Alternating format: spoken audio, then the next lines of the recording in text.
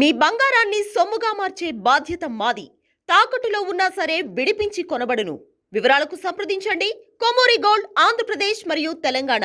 ఎథికల్గా, మోరల్గా మీరు పెట్టినటువంటి ఆ స్పీడ్ బ్రేకర్, ఆ ఆబ్స్టాకిల్ కరెక్టే. పార్టీ అధికారంలోకి వచ్చినటువంటి తర్వాత ఒకప్పుడు విపరీతంగా నోరు పారేసుకొని ఇప్పుడు అధికారం రావాలని వచ్చిన వెంటనే వచ్చేస్తే నిజాయితీగా కష్టపడినటువంటి వాళ్ళకి గుర్తింపు దక్కదు. And by the same way TDP అధినేతని, ఇప్పుడు ప్రజెంట్ సీఎం ఫ్యామిలీని దుర్భాషలాడినటువంటి పోతుల సునీతని ఆపేయాలనుకోవటం కూడా కరెక్టే ఎథికల్గా. కానీ పాలిటిక్స్లో అది చెల్లుబాటు కాదు. అండ్ మళ్ళీ కాంట్రడిక్షన్ స్టేట్మెంట్ ఏంటంటే, కింజనపు రామ్మోహన్ నాయుడు గారేమో రెడ్ కార్పెట్ పరుస్తారు. అంటే ఐ మీన్ కూటమి నుంచి ఎవరన్నా వస్తే కనుక, అదే వైసీపీ నుంచి ఎవరన్నా వస్తే కూటమిలో చేర్చుకుంటాము అని. కానీ అదే టైంలో మీరు కాంట్రడిక్షన్ స్టేట్మెంట్ ఇచ్చారు. టఫలేం నడవలేదా? టజలేం పర్లేదా?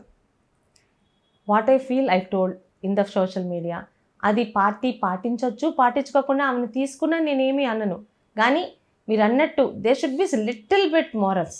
ఈరోజు సోషల్ మీడియా అనేది ఎంత పవర్ఫుల్ మీకు తెలుస్తుంది. A lot of 1000 lakhs of people are they did hard work for TDP to win. వాళ్ళకి మేమేం జీతాలు ఇవ్వలేదు, మేమేమి వాళ్ళకి కనీసం మీరెవరో కూడా మాకు తెలియదు. కానీ టీడీపీ రావాలని కొన్ని లక్షల మంది కష్టపడ్డారు. వాళ్ళందరి తాలూకా మీనింగ్ అదే. అయితే కొంతమందికి ధైర్యంగా, నేను పాలిటిక్స్లో లేనండి, పబ్లిక్ సర్వెంట్గా ఉన్నాను.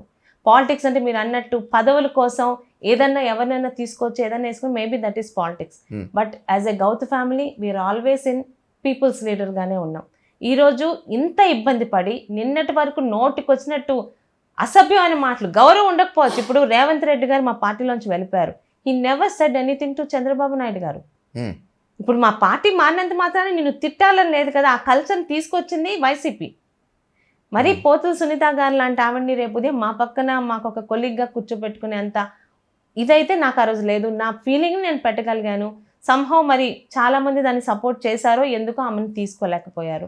ఒకవేళ తీసుకున్నా that is my opinion. Maybe I will not talk to her if because boss is always a boss.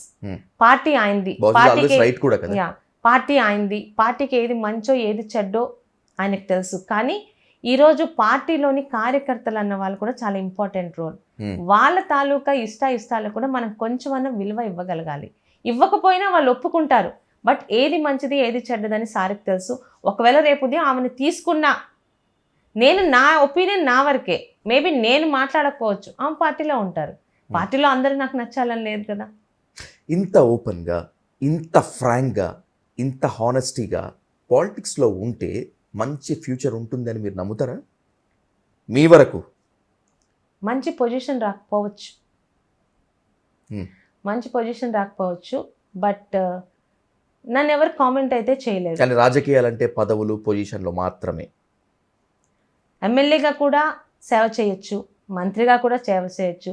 సేవ చేయాలన్న డెడికేషన్ మనకుంటే, చెప్పాను కదా, అప్పలరాజు 4 yearsగా మంత్రిగా ఏమీ చేయలేకపోయాడు. పలాసకి మంచినీరు తీసుకురాలేకపోయాడు. రైతులకి 4 సంవత్సరాలు నీళ్ళు లేక ఏడ్చారు. ఈరోజు ఆ పార్టీలో ఉన్న రైతులు కూడా ఈ శిరీష్ అమ్మ ఎమ్మెల్యేగా 12 రోజుల్లో చేయగలిగింది వాడు మంత్రిగా చేయలేకపోయాడు, ఎందుకు చేయలేకపోయాడని వాళ్ళకి క్వశ్చన్ వేసుకుంటున్నాడు. Because that dedication.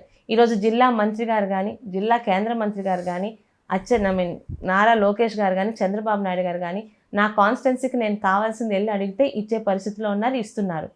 That is enough for to serve my people. ఇక మీరు అంటారా శిరీష మినిస్టర్ అవ్వాలి లేకపోతే ఆర్ఎల్స్ అన్నది, it depends on my luck